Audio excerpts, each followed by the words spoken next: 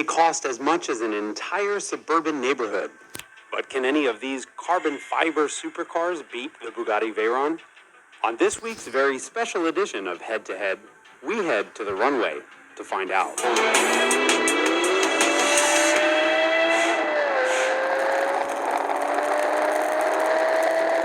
This is not your father's episode of Head to Head. Why? Because we have 3 cars behind us worth about $1 million and they're sitting on an airport runway. The problem is we just couldn't pick which 2 of those cars we like better. You get $1 million worth of supercar, you get a runway, and you have no security to kick you out.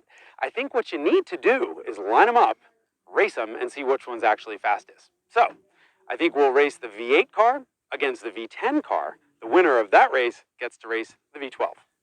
Sound good?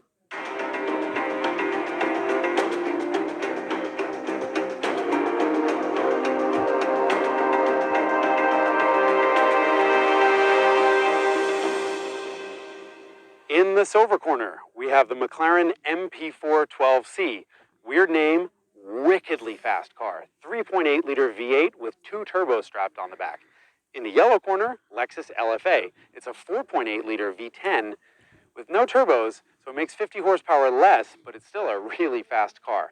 They're both rear-wheel drive, but the McLaren is mid-engine, so it's got more weight on the back, which means faster getaway. Which one's faster through a quarter? Let's find out.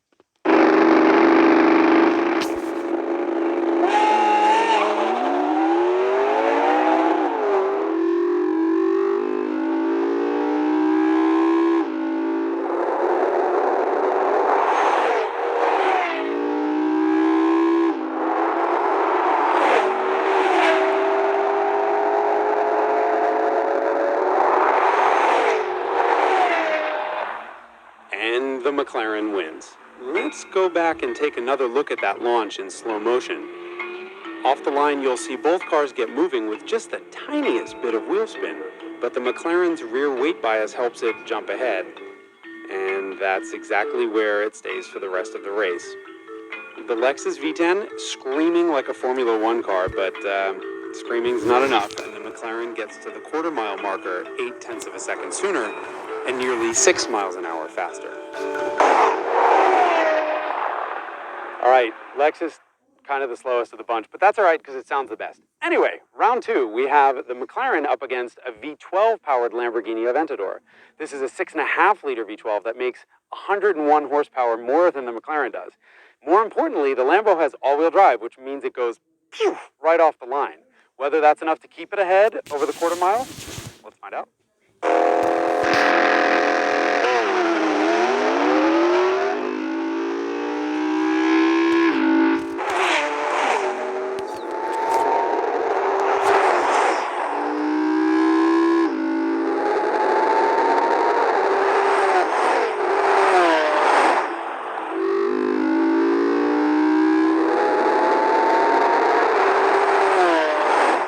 Wait, what?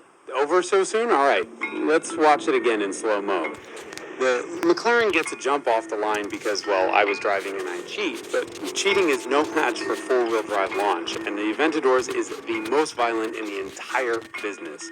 Thanks to its single-clutch automated manual, the shifts are just as painful. If you ever want to make your passenger cry, you put them in a Lambo. Luckily, it's all over in just 10.6 seconds, with the Lambo coming through the quarter-mile mark at 133.9 miles an hour. But does that mean the Lamborghini Aventador is the fastest carbon fiber supercar in the world? No.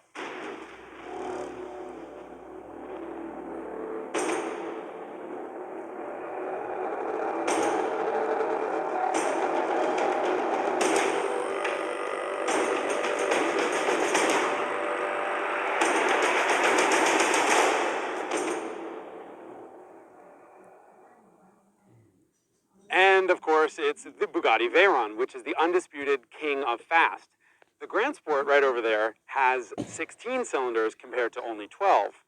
And it has 4 turbochargers breathing air into those 16 cylinders, making 1,001 horsepower, or 987 North American horsepower, or 6.8 trillion somebody else's horsepower. It doesn't matter. It's really fast. And so we figured we should probably line them up to find out if the Veyron is still faster than the Lamborghini, or if the Lamborghini is faster than its evil French twin sister.